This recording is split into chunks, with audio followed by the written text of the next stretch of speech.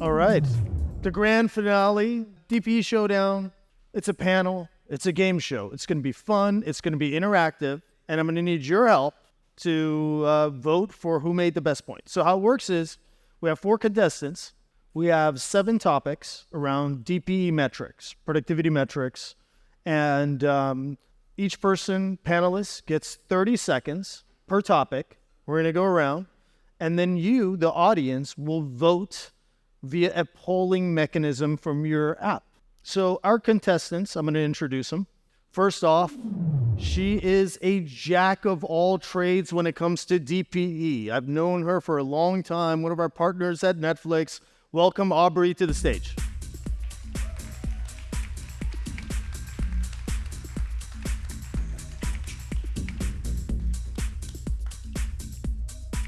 Next up, on the Airbnb productivity engineering team, he submitted a great talk around DPE metrics.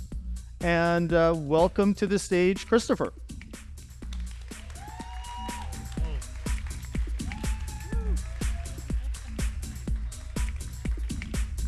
All right, next up, from my favorite music streaming app, he was a testing guru, and now he's a metrics guru, and he's guru of everything. One of my favorite people in the DPE world. Welcome, Laurent.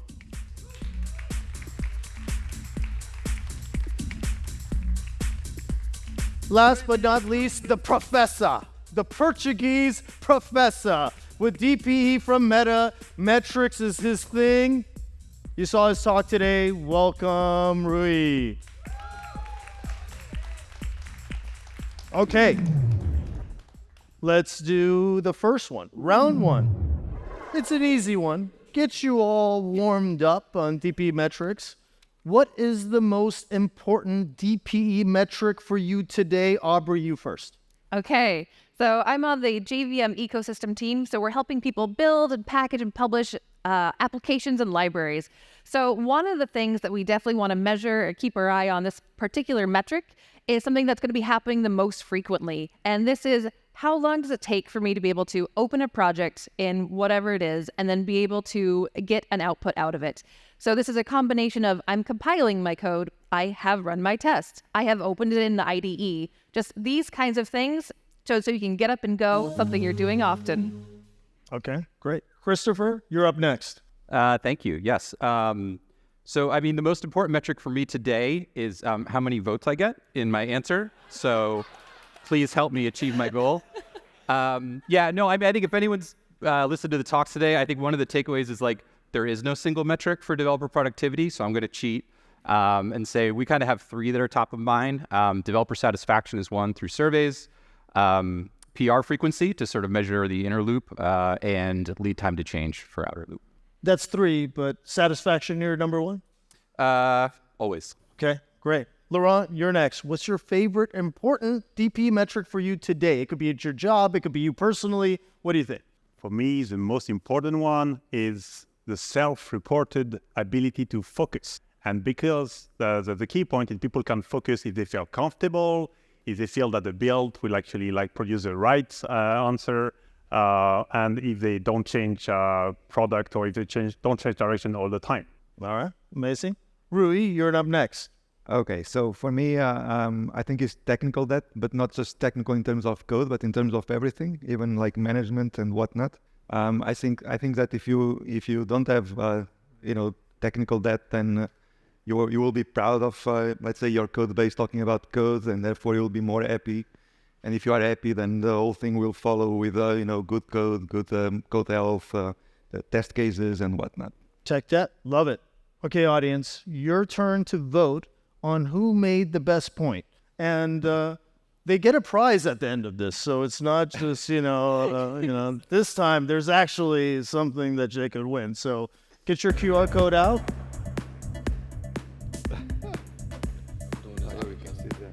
Hold on, wait, can I? Oh. He's voting. Voted for myself. Whoa.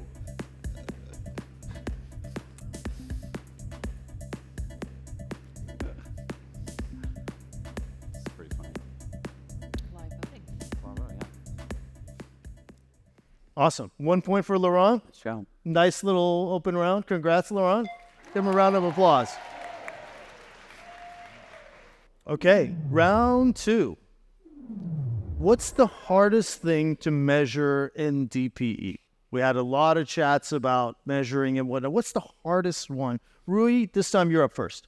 Oh, okay. So I think like developer emotion is one of the most difficult things to measure. In a previous life, I worked for a project for the U.S. military where we tried to measure, whether or not a person was close to have a panic attack. And we did that with the vital signs. I think we could do that with developers, but as I said earlier today, well, there would be huge pushbacks because of wearables and all sorts of stuff, right? But if we can do that, then maybe this is it. Anyways. I wouldn't expect anything less from the professor. Amazing. Okay, Laurent, you're up next. What's the hardest thing to measure? I'm going to try to be a bit playful here. I'm going to go with technical debt. And because what I love about technical debt is that nobody can agree on what it is. Product management developers, they just don't speak the same language. You don't understand that. It's also something that changes over time. Like a piece of code that is perfectly fine today, you don't touch it, and in a year from now, it's going to be bad from technical debt perspectives. And so that's my favorite one. All right, great. Christopher, you're up next. Sure. So, I mean, it sounds silly, but the hardest thing to measure is actually productivity. If you listen to talks, like all the things that we're measuring are all sort of proxies for productivity. It's sort of like, oh, the edit loop compile, is faster, or perceived productivity in a survey is faster. But we still can't really answer the question when our leaders come to us and say, hey, are we 20% more productive than we were last year? And then we have to have the whole speech about, well, here, productivity, this is what it is, this is how to measure it. But we still don't really have a good answer for it, to be honest. Good one. Aubrey, to wrap it up. Okay, I think I have a similar kind of answer. Mine would be to find out if we're actually measuring the right thing. So as an example, over at my company, we recently switched our support model. So instead of people coming to a particular channel saying, I need help in this thing, now there's a first line. We'll go make sure they grab all the build logs, whatever kinds of things need to be tracked inside of there. And then they want to know, are we doing a good job with this? Do we want to track time to escalation? Do we want to track number of support requests? Is it better if there's more? Is it better if there's less? Do we want to track the number of times we pull in someone from a different channel? And figuring out what that is challenging. Great answers from everyone. Audience, your turn to vote. Who made the best point?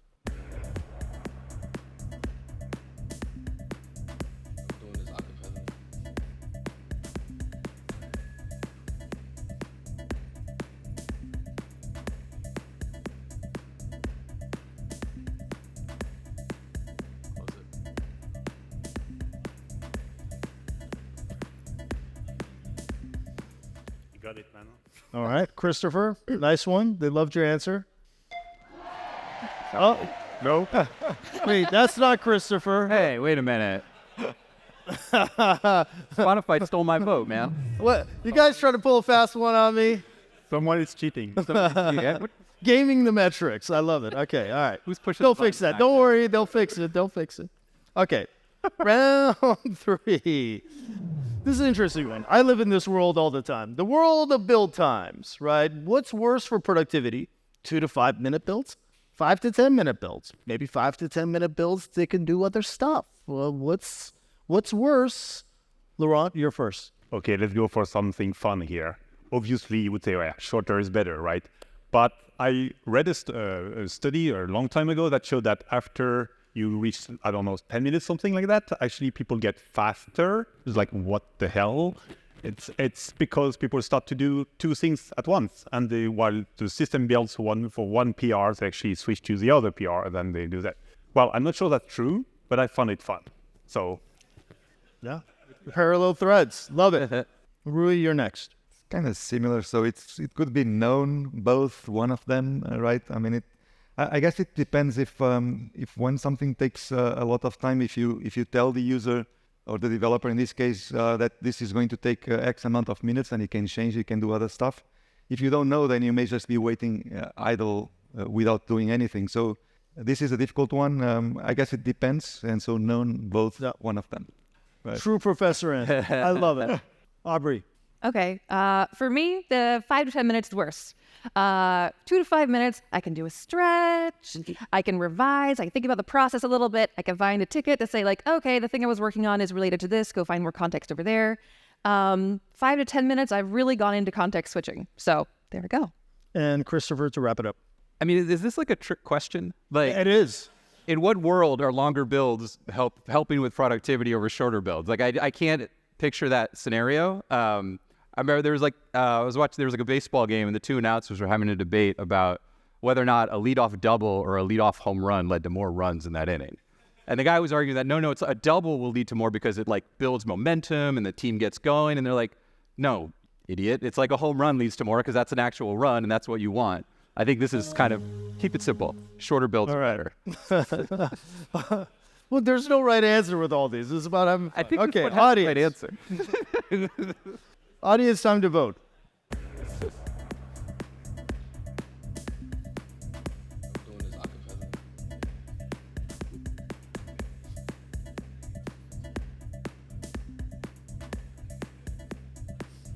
it's close.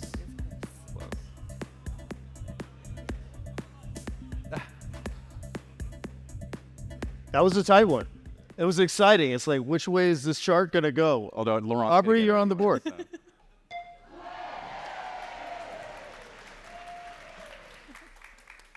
Now, you see, we fixed the scores. No cheating happening. No gaming of the metrics happening here, folks. All right. Round number 4.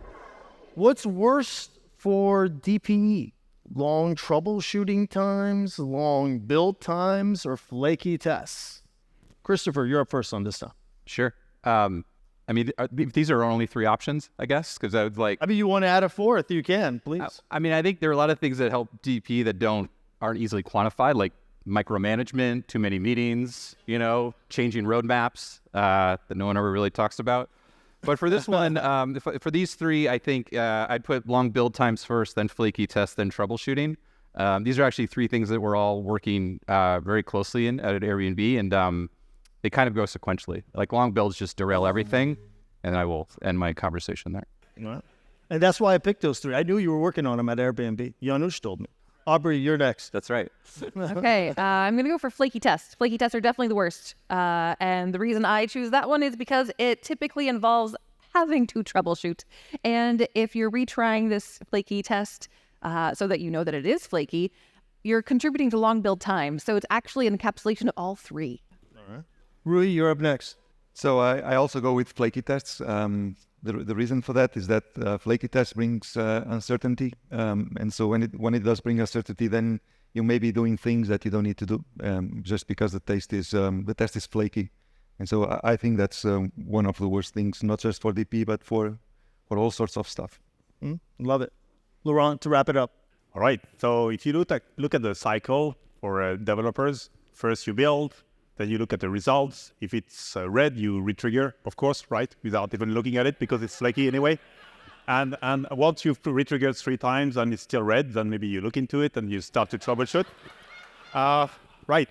So at the end of the day, it's about troubleshooting, I would say, because troubleshooting is going to be problematic if stuff is flaky or if it took so much time that you lost the context. That's all for me.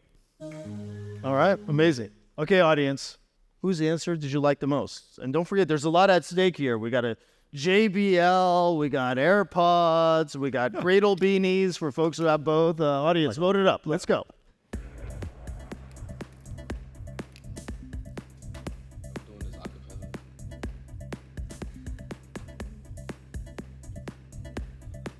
These are close.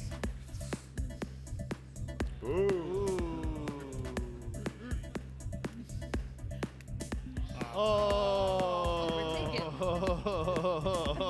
this is exciting.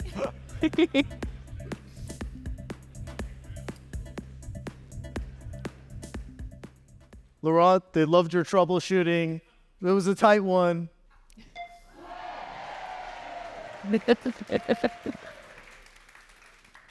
Round 5. When do DPE metrics go wrong? Aubrey, you're first. Okay, I think that they go wrong when you're going to be measuring the wrong thing. So historically, we hear like lines of code, commits per day. This kind of labor work is going to be not conducive to, are people actually feeling productive? Are they in a good state of flow? These kinds of items. So I think that we need to measure the items that are involved in toil, involved in kind of thinking work, and getting rid of the pain and the aggravation and rough edges. So if you're measuring those areas, that's going to be better. If you're measuring unfortunate ones, that's when they really go wrong. Christopher, you're next. McKinsey. Thank you. Final answer? Yeah, I concede my time. Yeah. Perfect. Beautiful. You might just win that one. Florent. Oh my God. That's going to be hard to... It's going to be, yeah. All right. They go wrong when there is misalignment in expectations for metrics. If someone wants to look at those metrics because they want to, I don't know, like evaluate people, whereas some other people use those metrics to improve, that just doesn't work. You need to align the different functions in the company so that they look at the metrics in the same way. And Rui, to wrap it up. Okay, so I will go with actionability, or the lack of actionability. So if you have a set of metrics, even if you are measuring the right things, but then you cannot do anything, cannot act upon, then you are not doing anything special anyways. Beautiful. You can have all the metrics in the world. If there's nothing you can do with it, well. All right, audience. Whose answer did you like the most?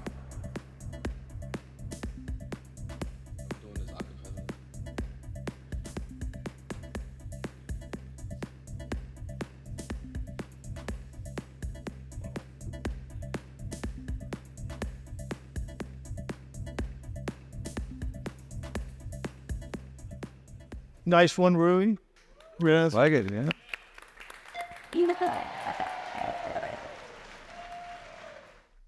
Tight game.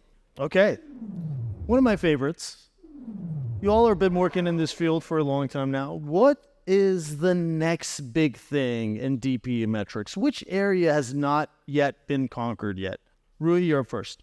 Okay, so I think we have not yet achieved predictions and actually recommendations. But I will also sell my dream that I also sold earlier today, which is readability, right? I do think that that readability will be something that will help us writing a more beautiful code. I believe in you. There you go.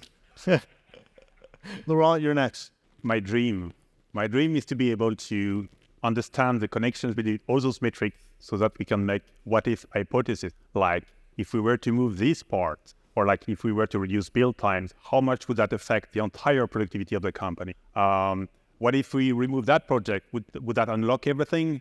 What if we added another project here? Would we get more value out of the workforce that we have? I want to make simulations. Your dream? I thought you already did this.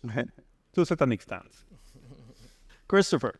Yeah, I think for what's next, I agree. You want to sort of correlate to business outcomes. That feels a little further away. I think for what's next is more understanding around some of the softer aspects like focus time and cognitive load and things like that. I think we all know it's important, but a lot of the emphasis is still on things that are easier to measure like build times and flake rate. I really want to understand the impact of like blocks of time, again, changing roadmaps, reorgs, things like that really impact productivity as well. Beautiful. Arbery. And an area that's close to my heart that I feel like I personally spend a lot of time on, and I would like it to be the next big thing at least, has to do with context switching, especially around particular kinds of documentation. So if I can easily search through my team's chat kind of things. I can easily search through our technical documentation. I can easily search through our code. All of these items are handled in a really nice way by various technologies, but just putting them all together, like the other day I had something over in this Excalidraw area and I did not recall what even tool I was using. It was difficult to find. Putting them all together is what I would like. All right, beautiful. Audience, whose answer did you like the most?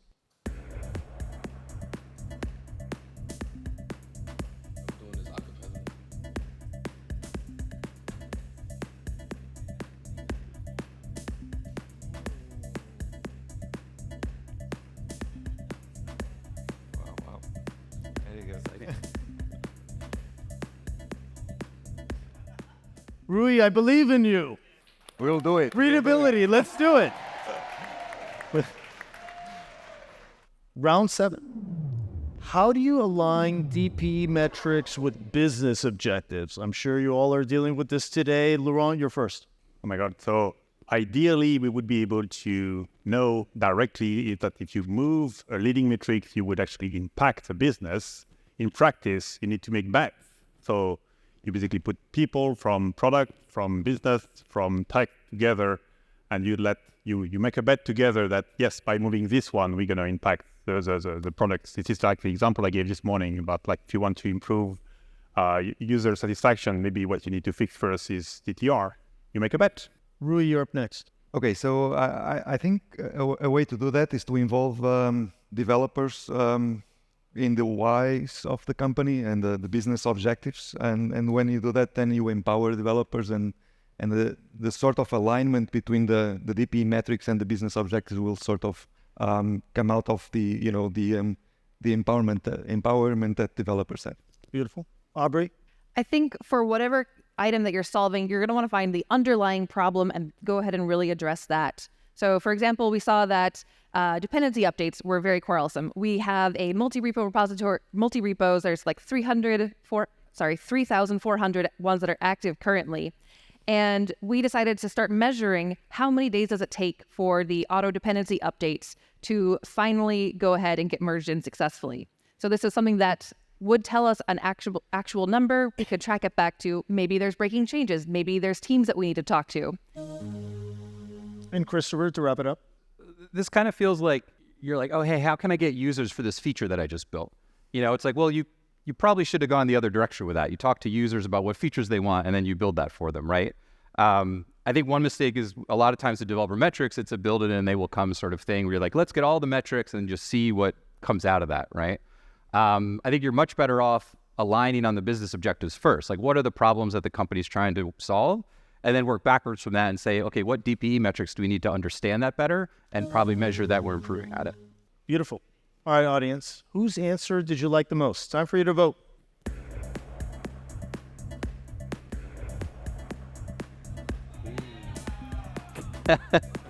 We got the Airbnb folks in the front seat, if anybody didn't notice. How many apps do you have open right now?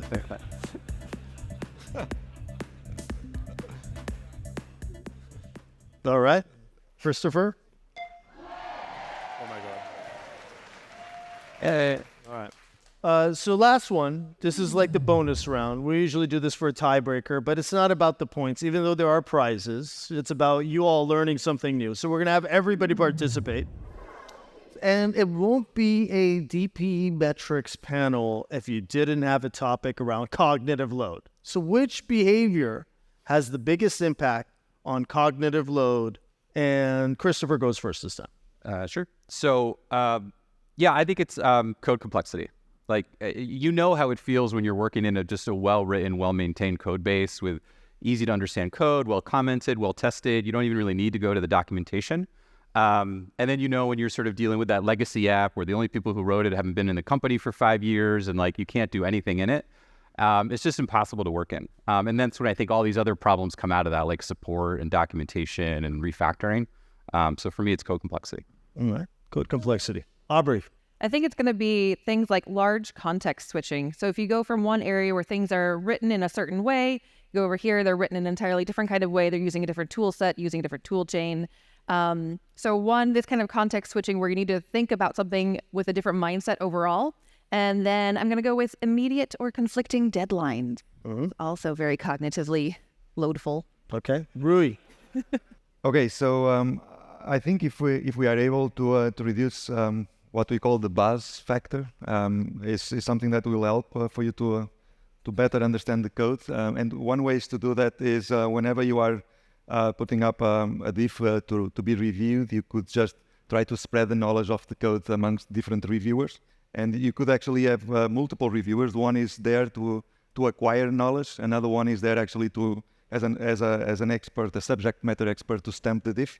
But this will help spread the knowledge and therefore being more productive, hopefully. All right. Laurent, to wrap it up. So I would also go with context switching, but add a small nuance to that. There is context switching for individuals, people, and that's already bad, as we know. but it's also context switching for teams. If you change project all the time, that's going to create a lot of load or cognitive load on people. And guess what? If you do the same thing at a department level or even a company level, each time you switch focus, you create a lot of uncertainty and a lot of complexity. So I go for that. Beautiful. Okay, audience, time for you to vote.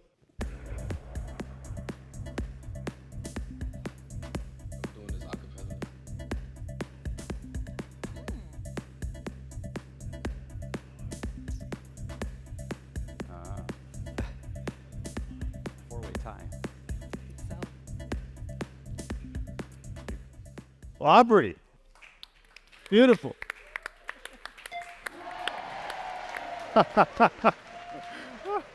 Oh my God. What do we do now? All right, we got to do one more.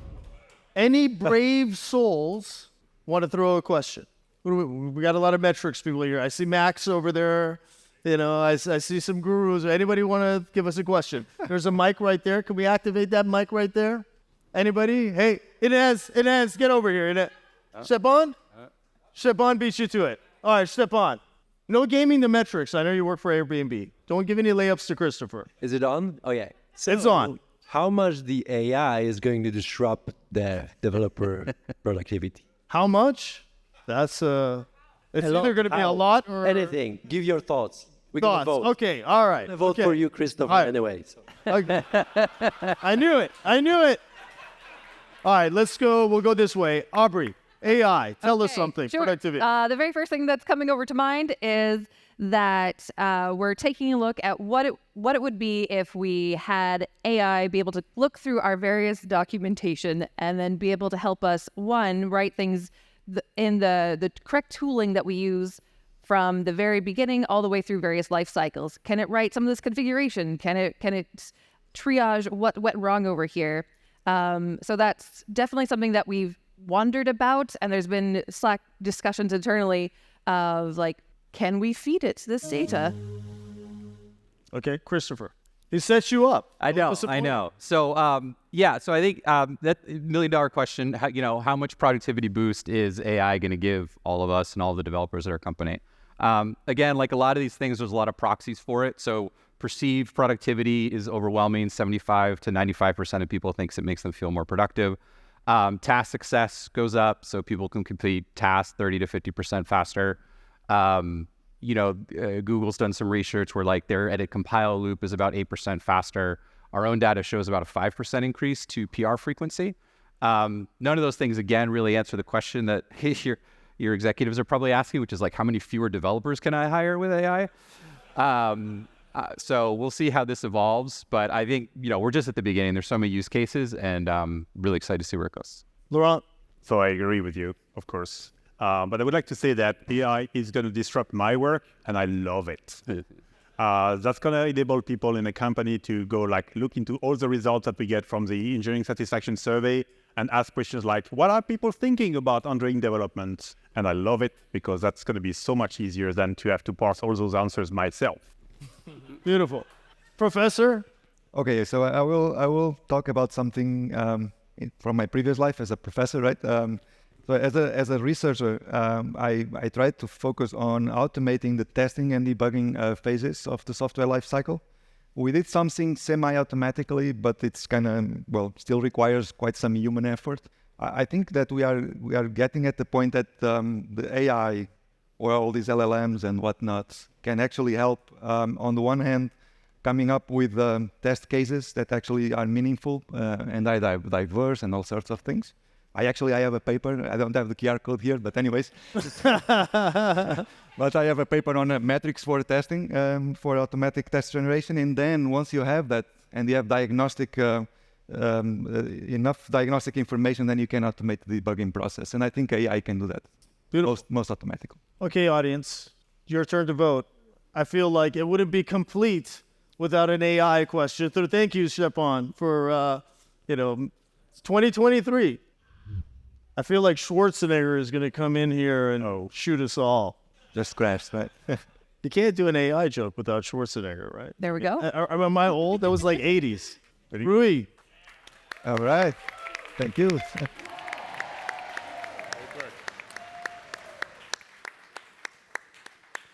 Do I have to dance now? Or? No, no. No, we're not that cruel. We're not that cruel. But you do get your 15 seconds of fame. Is there anything in 15 seconds you want to share with our community? And I can't give you a slide for a QR code, so you have to do it without that. Yeah. Well, I've been talking about that, and it's something that I think we will only be able to achieve as a community, which is this readability stuff. I don't think any company or even academics can do that thing alone.